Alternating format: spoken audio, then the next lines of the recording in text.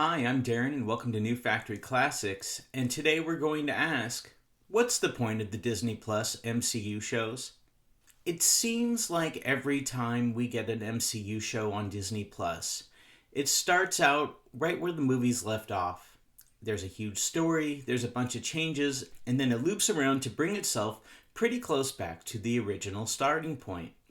Characters will develop, characters will gain new abilities, characters will go to new places, and then they'll almost end up exactly where they began. And the reason is that Disney told everyone, even before Disney Plus came out, that you could watch the movies and not need to watch the TV shows. Which is all great and good on paper, especially for the people that only go to the theaters. But what you end up getting is a bunch of TV shows that accomplish nothing. And the crazy part is that Marvel is spending hundreds of millions of dollars on TV shows that go in a circle. Let's look at Captain America Brave New World. You could sit down and have seen Endgame and pretty much have skipped over Falcon and the Winter Soldier. One of the main plot lines in Falcon and the Winter Soldier was Sam to accept the fact that he is the new Captain America, to accept the shield and move forward. And honestly, if you hadn't seen it, you could have just started on Captain America Brave New World and not missed a single beat. It didn't matter what happened to him and Bucky in that show.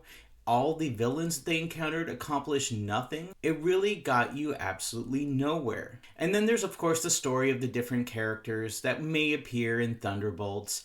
In a certain way, when I was watching Captain America Brave New World, I was like, why did they even make Falcon and the Winter Soldier? Was the whole point of the show to introduce the character that's going to come in Thunderbolts? Did you make an entire 6-episode semi-movie to introduce this character? Because they're going to have a flashback in that movie anyways to explain what happened to him. Here's another example. Let's talk Doctor Strange 2. Elizabeth Olsen's character, Scarlet Witch, is super evil in that movie. The last time the moviegoers would have seen her was in Endgame.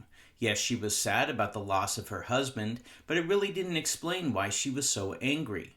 And then in Doctor Strange 2, they talk about her going after her kids and her being super depressed and super sad and trying to do anything and kill anyone that gets in her way. The crazy part is that if you sat down and watched WandaVision, she wasn't evil. Yeah, she was opening the Darkhold, and maybe that took over her body, but they really didn't even show that. She was depicted as a very sad woman who was depressed, but not someone on the verge of going on a massive killing spree, killing people across the multiverse. That's right, when Doctor Strange 2 picks up, it basically says that everything that you saw in WandaVision kinda didn't happen. Now, why did they do this? It's because, as Kevin Feige said, you didn't need to watch the TV show. We really didn't pay attention to him when he said that in 2019 and 2020. They never planned on having the TV shows mean anything. And we're getting that example time and time again. Different TV shows have different showrunners and different starting points. Think about this. At the end of Hawkeye, Wilson Fisk got shot through the eye.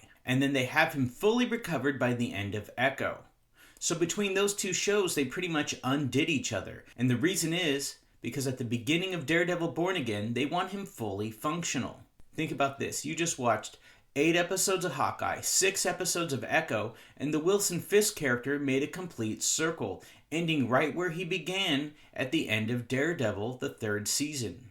Almost making that character's plotline completely useless. You watched almost 10 hours of TV and you accomplished nothing.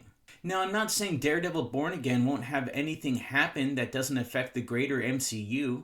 There'll probably be a few snippets here and there, but then again, anything big will have to be explained in an offhanded comment by a character when Wilson Fisk or Daredevil appear in a greater MCU movie. Now let's talk about Ironheart. How am I supposed to think that Ironheart's going to accomplish anything for the greater MCU?